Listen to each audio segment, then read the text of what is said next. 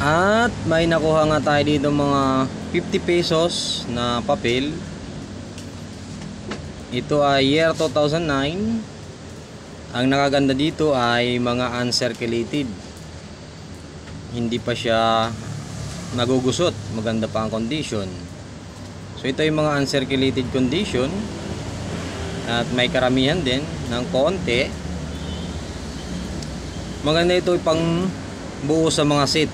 Yung mga nagbubuo ng set ng series ng mga ganitong pirang papel.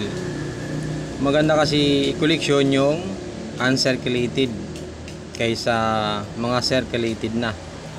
Depende na lang kung hard to find yung ibang variety. Mahirap hanapin. Kaya kahit medyo circulated na, kinokolekta pa rin yun para idagdag sa mga koleksyon. So yun, meron tayong 50 pesos na mga uncirculated condition. At may nakuha tayong year 2003 na piso. Ang ginawa ko dito ay tinabi ko dahil ito po ay isang frosted coin sa year 2003. Ito ay magnetic. Kaya idadagdag natin sa ating koleksyon. Maganda pa ang condition niya.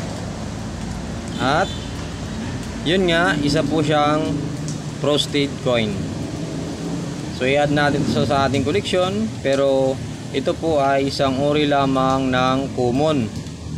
Common pa rin po ang ganitong barya. Wala pa po itong added value sa mga ganitong mga coins na piso. Year 2003. Very common po. Idadagdag lang natin to sa ating collection dahil ito po ay isang ori ng frosted coin. Yan, makintab po ito in personal.